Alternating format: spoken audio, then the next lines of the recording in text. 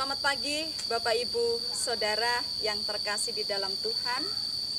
Pagi menyapa kembali hadir bersama dengan saya Pendeta Lintang Anggraini. Pagi hari ini kita berada di Bukit Sibutrong. Biarlah alam ini juga boleh memberikan kesegaran, kesejukan, menyapa juga kehidupan kita. Karena ini juga yang dikaruniakan Allah untuk kita bisa menyadari kita menjadi bagian dari alam ini dan bagaimana kita mengikut sertakan segala yang diciptakan Tuhan untuk menjadi berkat. Kita akan merenungkan firman Tuhan pagi hari ini. Kita akan siapkan hati kita. Mari kita berdoa. Menghayati segarnya pagi ini di alam ciptaan Tuhan. Kami datang untuk naikkan syukur kami. Kami memuji kebesaran nama Tuhan. Dan biarlah bersama dengan kebesaran yang Tuhan ciptakan kepada dunia ini, bagi bumi ini, kami pun bisa membawanya di dalam kehidupan kami juga untuk menjadi berkat. Kebenaran firman-Mu yang akan menyapa kehidupan kami siap untuk mendengarkan. Di dalam Kristus kami berdoa. Amin. Ibu bapak saudara, pagi hari ini mari memperhatikan dari apa yang tertulis di dalam Hosea. Hosea di pasal yang kelima ayat 1 sampai dengan yang ke-7. Hosea 5 ayat 1 sampai dengan 7. Dengarlah ini, hai para imam, perhatikanlah, hai kaum Israel, dan pasanglah telinga, hai keluarga raja. Sebab mengenai kamulah penghukuman itu, karena kamu telah menjadi perangkap bagi Mispa, dan jaring yang dikembangkan di atas gunung Tabor, dan lobang yang dikeruk di lembah Sitim. Maka aku ini akan menghajar mereka sekalian. Aku ini mengenal Efraim, dan Israel tidaklah tersembunyi bagiku. Sebab engkau telah berzina, hai Efraim, dan Israel telah menajiskan diri. Perbuatan-perbuatan mereka tidak mengizinkan mereka berbalik kepada Allah mereka. Sebab roh perzinahan ada di antara mereka, dan mereka tidak mengenal Tuhan. Kecongkakan Israel menjadi saksi terhadap dirinya sendiri. Efraim akan tergelincir jatuh oleh kesalahannya sendiri, dan bersama-sama mereka juga Yehuda. Dengan korban kambing domba dan lembu sapinya, mereka akan pergi untuk mencari Tuhan, tetapi tidak akan menjumpai Dia. Ia telah menarik diri dari mereka. Mereka telah berkhianat terhadap Tuhan, sebab mereka telah memperanakkan anak-anak yang tidak sah. Sekarang pembinasa akan memakan habis mereka dan ladang mereka. Saudara yang berbahagia adalah setiap kita yang tahu benar apa yang Tuhan firmankan dan kita melakukannya di dalam hidup. Amin.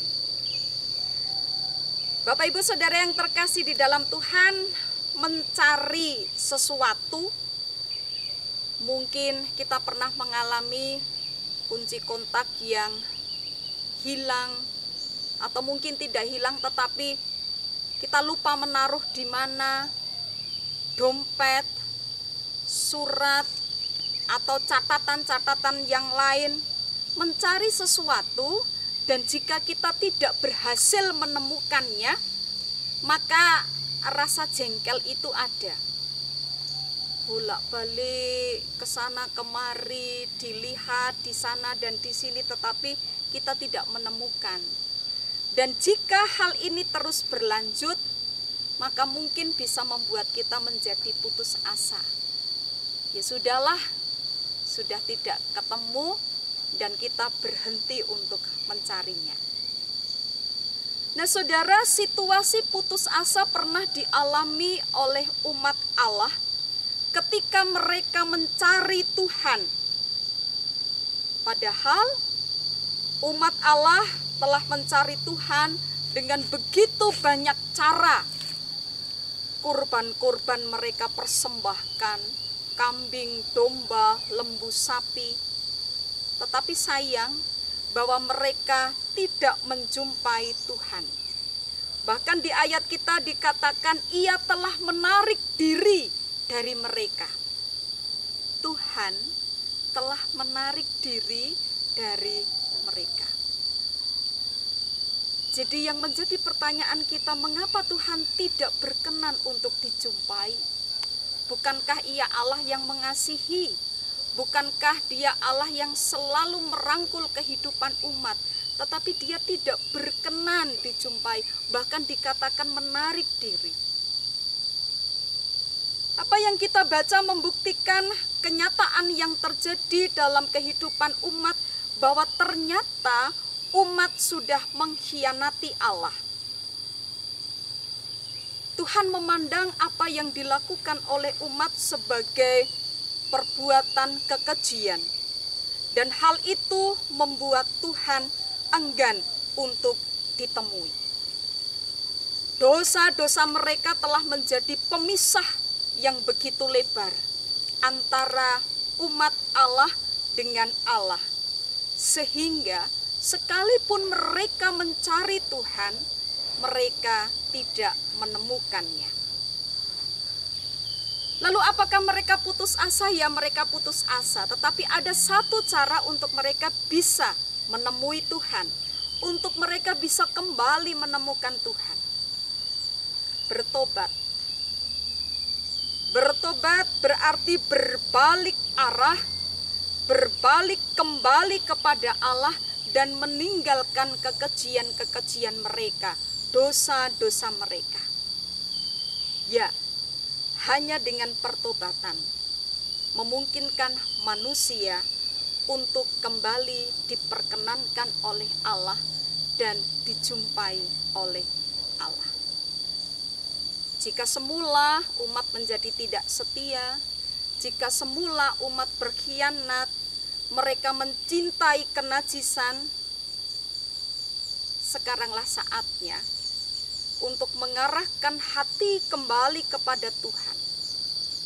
Dan sikap inilah yang pertama-tama dituntut oleh Tuhan.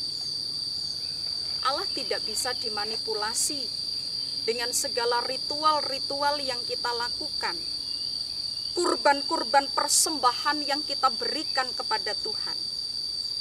Bahwa Tuhan lebih berkenan kepada hati yang diperbaharui. Tuhan lebih berkenan kepada pertobatan kita, persembahan dari hati yang bertobat. Nah, saudara yang dikasihi Tuhan, Allah selalu mencintai kita, dan sesungguhnya Allah terus mencari kita, sehingga Allah sesungguhnya menunggu inisiatif dari diri kita untuk kita bisa menanggapi cinta Allah dan kita memperbaharui kehidupan kita.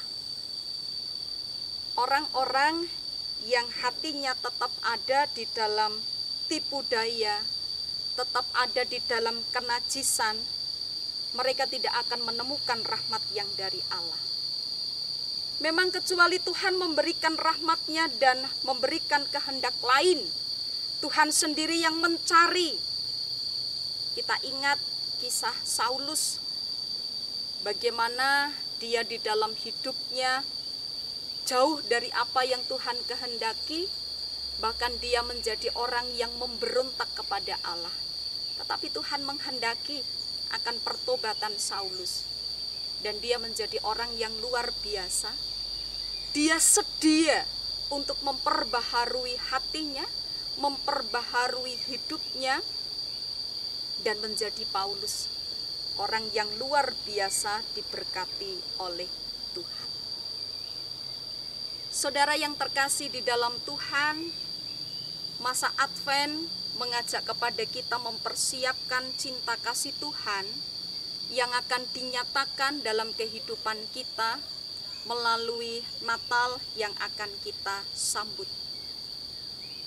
Hari ini dengan segala kondisi, dengan segala keterbatasan, mungkin memang kita tidak bisa merayakan Natal seperti tahun-tahun sebelumnya. Tetapi kita tidak akan kehilangan makna Natal. Allah yang mencintai kita. Ketika masa-masa Advent ini, kita boleh memaknainya dan memberikan hari-hari kita di masa Advent ini dengan benar. Memperbaharui diri, memperbaharui hati, masuk di dalam pertobatan kita. Maka kita akan menemukan Allah. Bukan dengan persembahan apa yang menjadi materi-materi kita, tetapi persembahkanlah hati kita.